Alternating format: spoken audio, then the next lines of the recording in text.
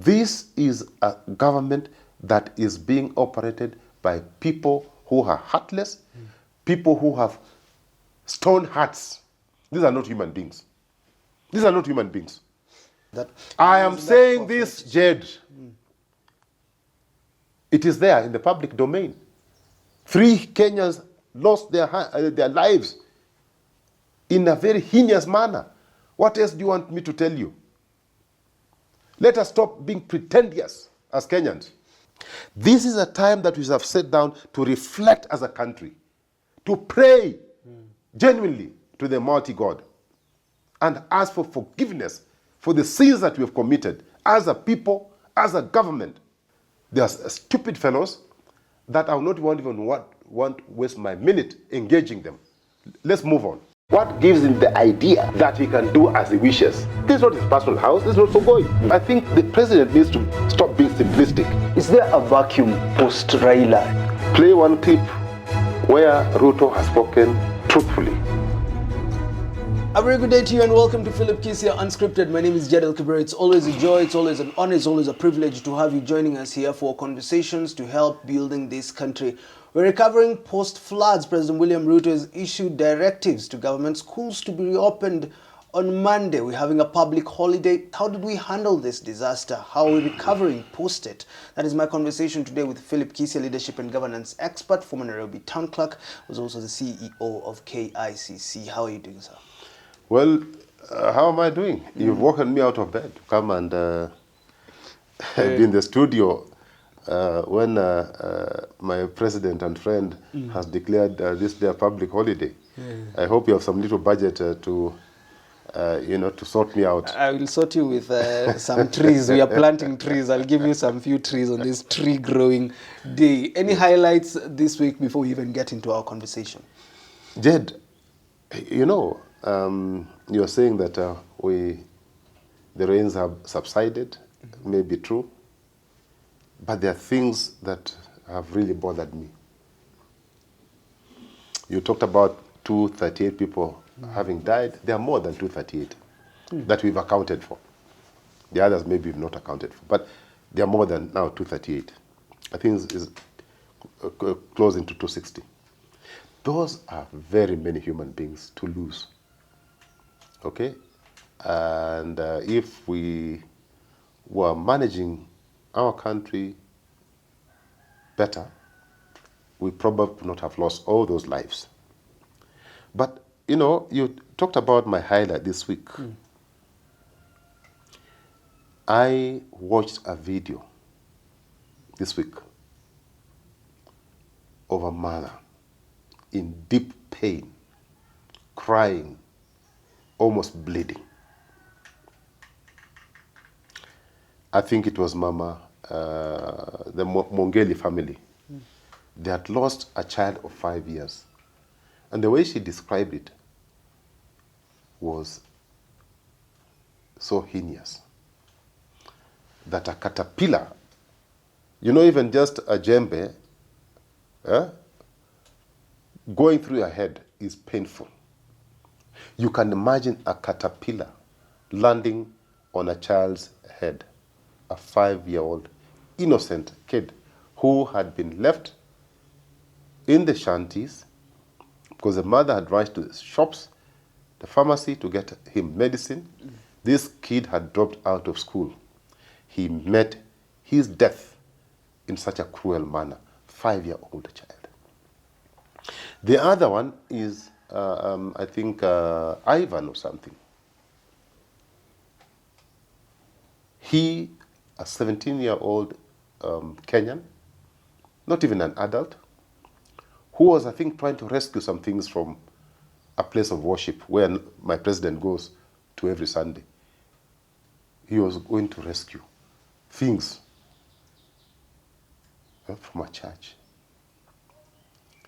And wananchi were screaming and shouting and saying, don't do that. There is a human being there. In fact, a child. But because they had instructions from their boss and bosses, the caterpillars landed on the building. Again, we lost a dear life of a child who is 17. Maybe that would have been a president in future, but we lost. Then we have another one, the third one again, through similar circumstances. And I want you to play that video because it is painful for a Kenyan to meet death. More so, a child to meet death through such a cruel manner. Look for that video. Nikakutana na mtoto mwingine ni jirani yetu hapa, akaniambia yana amekufa. Nikiuliza amekufa aje? Ati tinga ilikuwa inabomoa nyumba. Na anakatazwa usibomoe, kuna watoto bado ndani ya hiyo nyumba. Na polisi wamesimama. Huyo tinga anabomoa nyumba, mtoto wangu akakufa. Polisi aliona. Polisi akamwambia ati afanye nini? Azike. Wanazikaje mtoto wa mtu? Aje alafu na tena wanatoroka. It's a very emotional matter. That we have a government that even if you must bring down a bill, I have been in charge of this city when most of these people are in the villages. I was born here, bred here, went to school. I have been in charge of this city. I would have taken similar action. But when the lives are involved, human lives, these are not animals. You must be very cautious, you must be very sensitive. The act confirmed that this is a government that, that believe in taking heinous acts, barbaric, and it is heartless. It's a government that doesn't care. This is a government that came in promising people milk and honey. They have even forgotten that they are fundamental human rights, more specifically, I think, Article 47, that protects the rights of people, that guarantees freedom of movement, that talks about people treating people with dignity. You cannot dehumanize people. You cannot take action that actually is injurious to the people that you are leading. What happened to fair administrative justice? This action is in total contravention of our constitution. It contravenes even the UN guidelines on how to handle IDPs. It is even sad that the same cabinet had issued declarations that where evictions must be carried out, and the pronouncements have been made none other than President William Samoei Ruto and his principal deputy, assistant, Gachagua, that they will deal with people in a more humane manner. What happened to that collective agreement, declaration by the two, that they'll be civil when dealing with human beings? Even if they had to take that action, couldn't they have given these people a little bit more time, maybe 12 more hours, 24 more hours, instead of just killing people like animals? This is a government that is being operated by people who are heartless, people who have stone hearts. These are not human beings. These are not human beings. And Kenyans need to be wary. We now need to be very careful and know that we are not dealing with human beings on the other side. We must face that reality. Let's talk and then you asked me, warnings had been given. Yes, warning had been given. You want to tell me that El Nino just happened? The people to blame for these deaths is the Kenya Kwanza government. Because we have a meteorological department that is properly equipped with people who are highly qualified. But I suspect that these are people who don't listen to expert advice. Because if they had taken action from the time the warning was sounded, they would have given people sufficient time to move They would have provided shelters elsewhere. This is where you now call in the defense forces to come and intervene, because they have the expertise, they have the knowledge, they have the capacity to build, to come and, in a time of emergency, to put up structures better than what they have. So you wait until last minute and come and crush human beings like you're crushing animals. Even I would be so worried. Even when you're slaughtering chicken, you slaughter with dignity.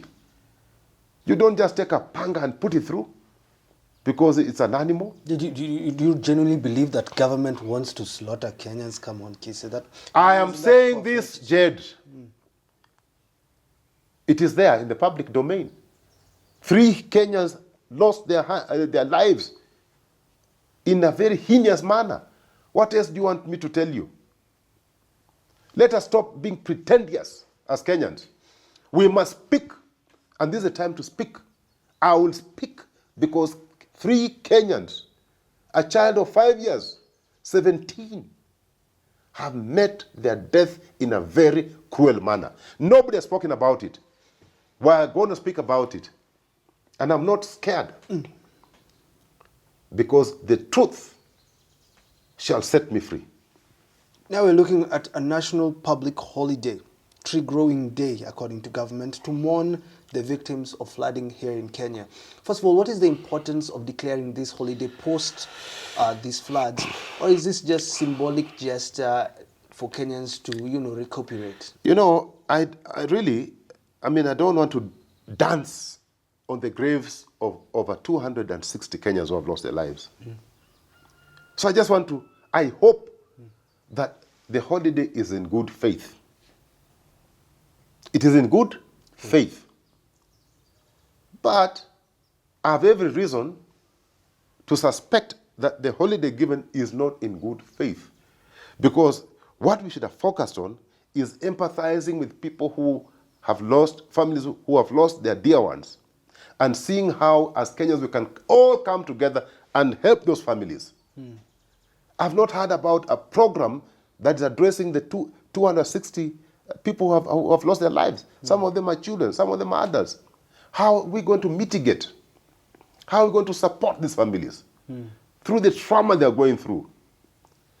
We choose instead, even at least this time round, those warriors in State House who are feeding on taxpayers' money, this is the time they should have come out to pray for this country, to pray for President William Ruto. But instead, they're asking us to plant trees. I have planted trees in my compound here in Nairobi. I have more than 60 trees. Forget about plants and others. 60. I don't even have space to plant trees. Maybe in the village, I have space.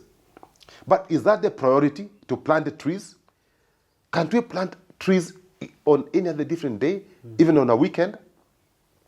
This is a time that we have sat down to reflect as a country, to pray genuinely to the mighty God, and ask for forgiveness for the sins that we have committed as a people, as a government. But instead, they want to spend money. And I can tell you, Jed, there's a loan of about 84 billion that I think either has been released or is about to be released on climate change. So this government had to justify that, Uncle Tom is here, and you know what? We are serious about climate change. Yeah. And each cabinet secretary has been tasked to plant 1 million trees on one day. Okay? How to be done, I don't know. But I can tell you, Jed, I've already done some calculations, basic calculations. Each cabinet secretary, because they're using chopper, regional administration will be there, police will be there, people will be there. People, just the mobilization and the cost of sending one principal fellow to where they're being sent to, would probably cost about 3-4 million. So that operation alone, the administrative cost is about 100 million. Okay? Now, let me tell you where the elephant is. Let me tell you where the elephant is. Those are of 22 million trees planted, of maybe 24 million trees, if you add the Attorney General and only one or two other people. Those are 24 million trees. Wait until you are told how much we spend. It will not be less than 4 or 5 billion. I'm telling you. This particular day. This is an opportunity for people again to eat money, taxpayers' money. They will eat through allowances, which small money, it's okay, 100 million. But I'm telling you, the seedlings, can they tell us how much this exercise is going to cost? You will be shocked. This is an avenue to eat money. So, two things are happening. Please, IMF, who are releasing 84 billion for climate change, and then plant some trees, or even don't plant them because nobody's auditing. And you'll be told, we know how the cost of seedling, but you'll be told seedlings 300 per seedling. Just work out. If it's 300 plus a seedling, it's 24 million of them. And then you know how things work. And then Bolea and what have you, you'll be told 5 billion went into the exercise. No audit. So reading a lot of malice in this. Where policy. you see, how did they just wake up and say we're going to plant 24 million trees? Was it in the plan? How come we didn't know about it? But they have just woken up, and money is going to be found to plant trees, 24 million trees, and they cannot find money to pay doctors. These are looters. These are looters of public resources. You're talking about a plan that we're looking for that you haven't seen. The president promises 10,000 shillings stipend to 40,000 Kenyan households for 3-month rent. Is this adequate enough? Because Kalonzo, Azimio says they need 100,000 shillings. You see, and I agree with Kalonzo. Not because he's my friend. I agree with Stephen Kalonzo almost York. Does Ruto know how much these people pay rent? They have been out in the coast for maybe a month or two. They will be out in the coast for another 3, 4, 5, 6 months. Does he even know how much rent people pay in the slums? It's not 10,000. It's about 2,500 shillings. So if you're going to take care of a family, even just for 10 months, when you're building those houses, if they ever are built, it's only 25,000 on rent. What about food? What about the items they lost? And so on and so forth. Now, you see, and you'll forgive me for drawing a parallel on this one. It's a slap on the Kenyan face. Okay?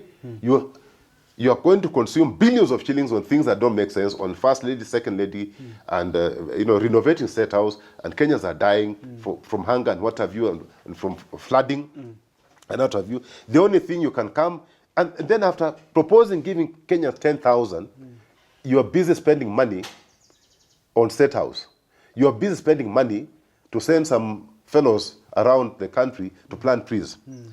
If they can spend billions on cars, billions on first and second lady, billions on themselves, billions on buying choppers, billions on buying everything. Why can't they set aside 100 million shillings and 100,000 shillings per family? It's only 40,000 families. Maybe 4 billion. Some Kenya Kwanza But that's what, 4 billion? Yeah. What's that? And you've taken care of 40,000 families. Not people, families. If you take this figure of 10, because an average family in Kenya is about 10 people, you are talking about taking care of 400,000 people, poor people, hustlers. Only 4 billion. We can't find 4 billion. Some Kenya Kwanza MP was saying they don't use 10,000 per month. They use actually less. So no, who would you tell that man? What I can't, please don't even. Those are idiots. How can those are people who are vomiting on our shoes. They are stupid fellows that I will not even want to waste my minute engaging them. Let's move on. How can opposition now work with government when it comes to these national disasters that affect all of us together? Because this, for Kalonzo, it's about give them 100,000. Well, how can opposition and government collaborate? Or should it always be about fighting and dismissing everything? You see, this is, first of all, the president should have declared this a national disaster. That's the starting point. But because he's refused to declare it as a national disaster, we are just taking it as a normal occurrence, a small little problem. He should have admitted that it's a national disaster. When it's a national disaster, it requires emergency steps to be taken. Therefore, we forget about our differences. All of us. There is no opposition. There is no government. We are Kenyans. We are facing a challenge as Kenyans. How can we deal with this challenge for now? Let's set aside our differences aside. So he has refused to admit that there's a disaster. He has refused. Has he declared it a national disaster? No. So why would you expect now the opposition to come and help him with what? Help him with what? In any event, opposition doesn't have...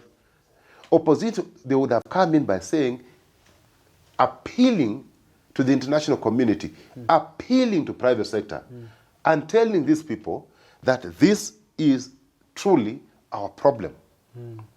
We are coming to you as Kenyans. Please, we need help. But when you don't even refuse to open your door is shut. You're pretending that nothing's happening. People are dying. How do you want the opposition to come in? To come in and do what?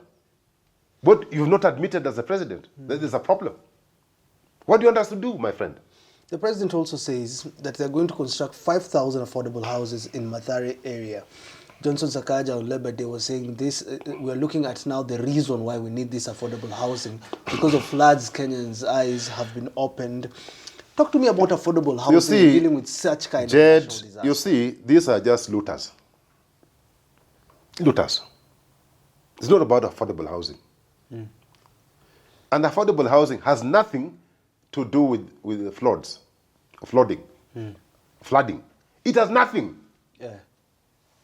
Where does affordable housing come in? Okay? Because they're saying what you are saying is that riparian land, so they need to evacuate. Why are people on riparian land? Do you think people want to live in such an environment that dehumanizes them? Do you think people are stupid? Do you think people prefer suffering? Show me one human being who would want to go through pain and suffering. They are there because circumstances force them to be there, not because they like it. So, this government has been there for the last we're getting into 2 years. If they wanted to resettle these people, there's a lot of land. We would have resettled them in their first year of occupying office, but not take advantage of taking Kenyans through further pain and use this opportunity to kill Kenyans. It's not, you know that young man, the Sakaja, he should never have made that statement. People are dead and you're saying, oh, this is the reason why we must have affordable housing? People are there because if people were working and earning money, they will not be there. If people had better alternatives, they will not be there. Some of us who have gone through hard times, we know, we appreciate. But some of these characters who were smelling, armpits smelling, feet smelling, because they could not afford even roll-on, now they are swimming in a lot of resources, taxpayers' money. They have forgotten where they came from. Some of them even had jiggers. They have now forgotten where they came from. People forget too soon. But I can tell you, Jed, and you can put this in your diary or in your computer. Revenge is coming soon. From Kenyans? They will suffer what Kenyans are suffering. Soon. They will go through pain. And they must go through pain to feel what you are feeling. They are going through, we shall put them through pain. I know they prayed to a God, but Kenyans are praying to the God with a big G, capital G. They are praying to gods with a small g. Who shall win? Who shall God hear? I want us to talk about something that we talked about last week, about this night runner mentality. Let's talk about education kidogo, because they're saying schools will be reopened next week on Monday. From where you sit, how can government approach this reopening of schools? Because it was about schools will reopen, schools will not reopen. Now schools will reopen again on Monday, and some households have not yet settled down post-floods. How should government ensure continuity in education? You see, as I said last week, this is a government that operates on, autopilot. It's on autopilot. This is a government that has this syndrome, the night runner syndrome. It is suffering from night runner syndrome. They do their things at night. They don't know to do things during broad daylight, and that's why probably they are confused. Do you remember schools were to reopen? At night, letters are being sent, or communication is being sent to students who are already in school, who are already in buses, who have left different parts of this country to go to other places. And they're being told, now you can't go.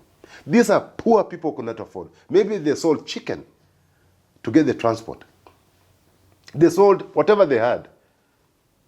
Bananas, they sold to get transport. And that student now is told, midway is told, go back home. Okay, now maybe they're home. I'm sure they're home. But where are they even going to get transport?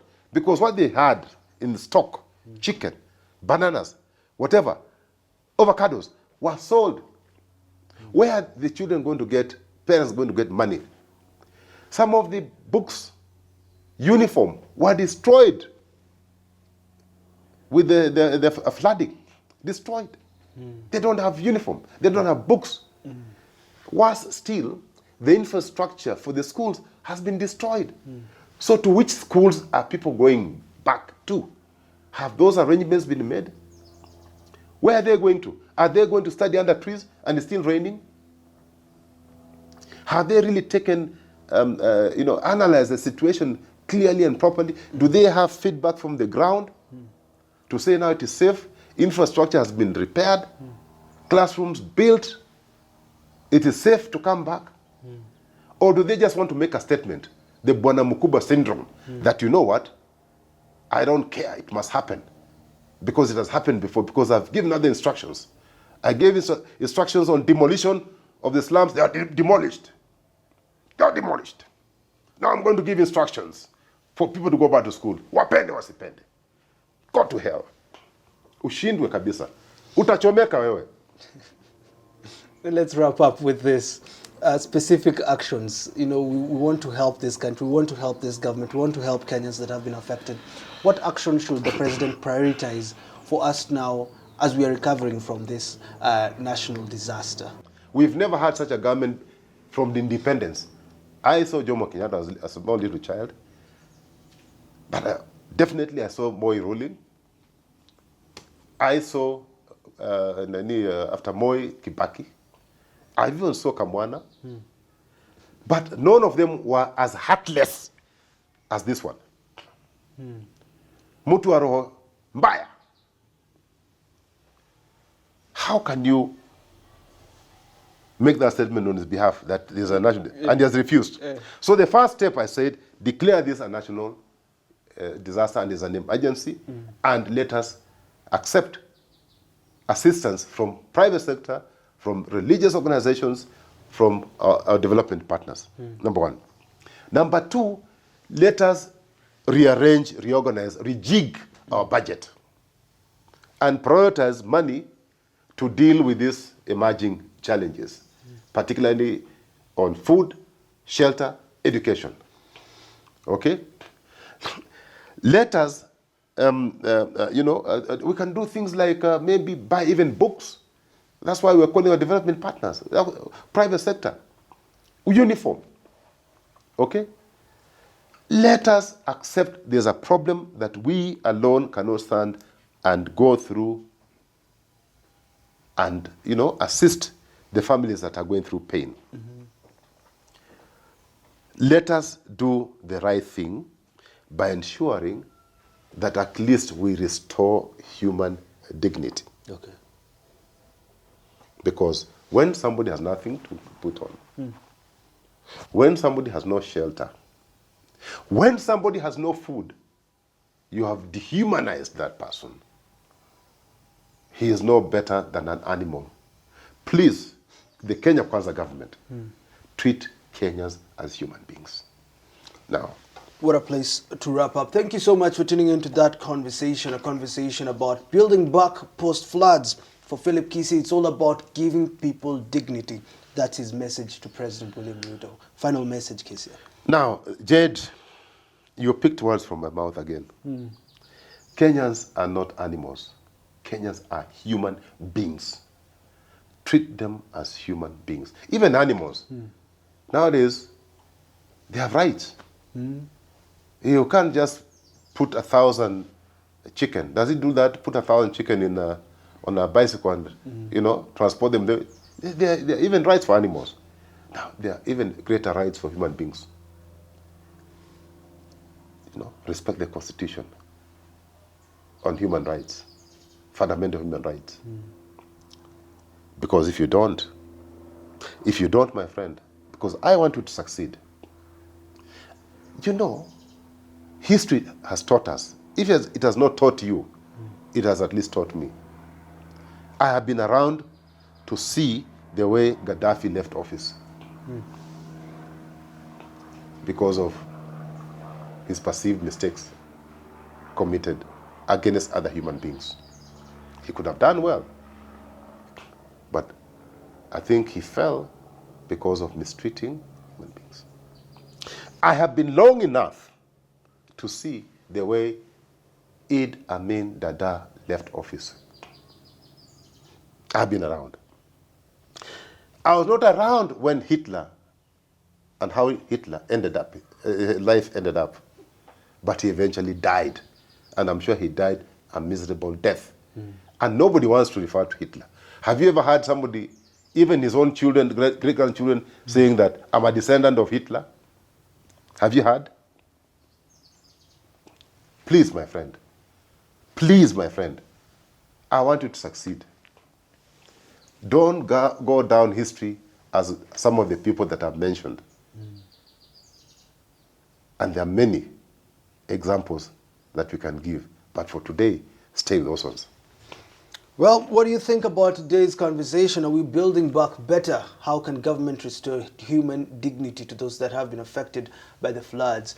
Leave a comment down below. Share this video with as many people as possible so that we can reach out to those that care and do actually care for this country. Do talk again. Have yourself a lovely rest of your day. What gives him the idea that he can do as he wishes? This is not his personal house, this is not Sogoi. I think the president needs to stop being simplistic. Is there a vacuum post Raila? Play one clip where Ruto has spoken truthfully.